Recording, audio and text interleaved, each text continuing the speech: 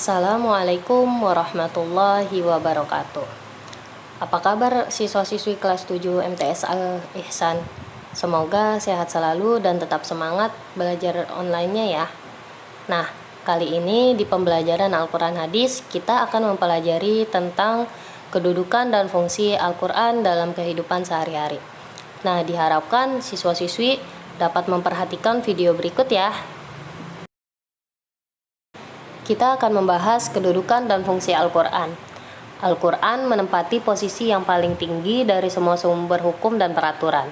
Al-Quran sebagai sumber hukum Islam yang pertama. Al-Quran sebagai petunjuk dan pedoman hidup umat Islam. Oleh karena itu, kewajiban umat Islam adalah menempatkan Al-Quran sebagai pedoman hidup manusia. Jadi, semua tindakan amal ibadah kita sebagai umat muslim harus merujuk pada aturan yang ditetapkan dalam Al-Quran. Nah, jadi segala perbuatan, perkataan, tindakan, serta apa-apa yang kita lakukan itu harus merujuk kepada Al-Quran. Karena di dalam Al-Quran sudah tertera seluruh peraturan dan hukum-hukumnya. Selanjutnya, kita akan membahas fungsi Al-Quran dalam kehidupan sehari-hari. Nah, fungsi Al-Quran dalam kehidupan sehari-hari itu terbagi menjadi 4. Yang pertama, menjadikan Al-Quran dan hadis sebagai pedoman dalam kehidupan pribadi.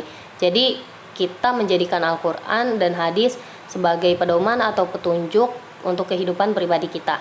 Nah, yang kedua, menjadikan Al-Quran dan hadis sebagai pedoman dalam kehidupan keluarga atau berumah tangga. Nanti akan dibahas di slide berikutnya ya. Yang ketiga, menjadikan Al-Quran dan hadis sebagai pedoman dalam kehidupan bermasyarakat.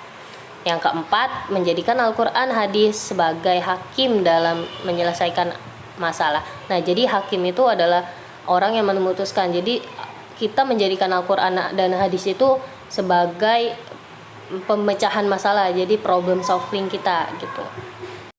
Selanjutnya kita akan membahas lebih dalam materi menjadikan Al-Quran dan hadis sebagai pedoman dalam kehidupan keluarga.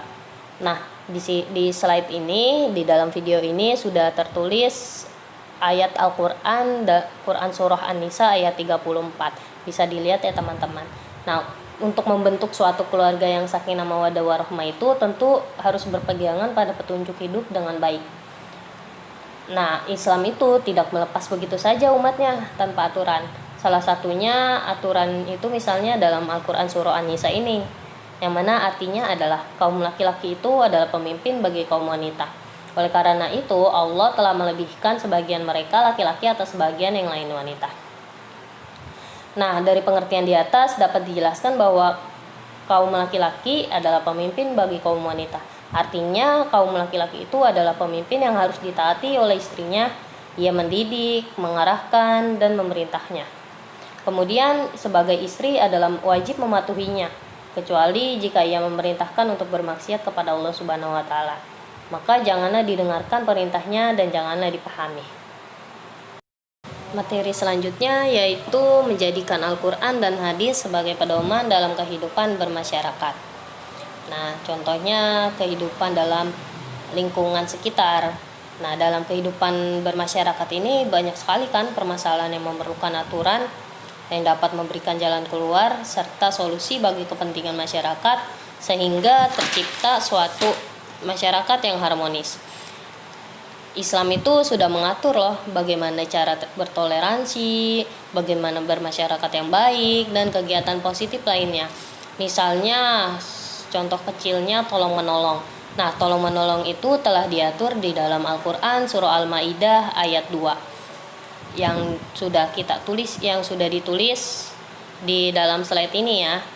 Itu yang artinya, dan tolong menolonglah kamu dalam mengerjakan kebajikan dan takwa, dan jangan tolong menolong dalam berbuat dosa dan pelanggaran, dan bertakwalah kamu kepada Allah Subhanahu wa taala. Sesungguhnya Allah amat berat siksanya. Jadi di dalam Al-Quran Surah Al-Maidah ini kita diwajibkan untuk tolong menolong dalam kebajikan dan ketakwaan. Dan Allah juga melarang untuk tolong menolong dalam berbuat dosa. Misalnya kayak mencuri. Nah, kita tidak boleh tolong menolong dalam perbuatan mencuri itu gitu. Tapi untuk tolong menolong dalam kebaikan kayak gotong royong dan lain sebagainya, kita wajib melakukan gitu. Selanjutnya kita akan membahas kedudukan Al-Quran dalam Islam. Ada banyak sekali kedudukan Al-Quran dalam Islam. Yang pertama, Al-Quran sebagai wahyu Allah Subhanahu wa Ta'ala. Yang kedua, Al-Quran bersifat abadi. Jadi maksudnya Al-Quran ini gak akan hancur atau punah, dan Al-Quran itu akan ada sampai kiamat nanti. Jadi dari awal sampai akhir itu Al-Quran tidak pernah diubah-ubah seperti halnya Injil, Taurat, Zabur, dan lainnya. Tetapi Al-Quran ini dari zaman Rasulullah, bahkan sebelum Rasulullah itu sudah seperti itu gitu. Jadi tidak ada yang berani merubahnya. Itu dinamakan Al-Quran sebagai bersifat abadi. Yang ketiga, Al-Quran dinukil secara mutawatir. Nah, maksudnya itu Al-Quran dinukil ini Al-Quran diturunkan atau disampaikan secara mutawatir. Mutawatir itu secara berangsur-angsur atau terus-menerus gitu. Nah, kemudian yang selanjutnya Al-Quran sebagai sumber hukum. Nah, yang mana tadi kita sudah membahas ya, bahwasanya Al-Quran itu adalah sebagai sumber hukum pertama orang Islam gitu. Yang kelima, Al-Quran disampaikan kepada Rasulullah secara lisan. Nah, jadi Al-Quran itu diwahyukan atau disampaikan kepada Rasulullah SAW melalui malaikat Jibril secara lisan. Jadi langsung disampaikannya langsung oleh malaikat Jibril secara lisan.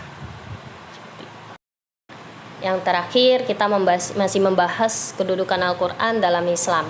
Al-Quran termaktub dalam mushaf. Maksudnya termaktub ini ialah tertulis. Jadi Al-Quran itu tertulis dalam mushaf. Mushafnya itu yang sekarang kita pakai. Nah, Al-Quran sebagai pembeda antara yang benar dan yang salah. Itu sudah jelas ya, bahwasannya di dalam Al-Quran itu ada pengajaran kita untuk amal ma'ruf nahi mungkar. Maksudnya itu untuk mengerjakan yang baik dan meninggalkan yang buruk atau yang salah. Al-Quran sebagai penjelas atas semua urusan manusia. Al-Quran sebagai petunjuk bagi kehidupan manusia. Dan yang terakhir, Al-Quran sebagai peringatan dan pelajaran bagi manusia. Nah, ketiga poin ini sudah kita bahas di pertemuan sebelumnya ya. Nah, jadi segitu saja video pembelajaran kali ini. Itu semua penjelasan dari materi kita. Semoga bermanfaat. Tetap semangat belajar di rumahnya, dan jangan lupa tetap jaga kesehatan, makan makanan yang seimbang. Sampai bertemu di video selanjutnya. Assalamualaikum warahmatullahi wabarakatuh.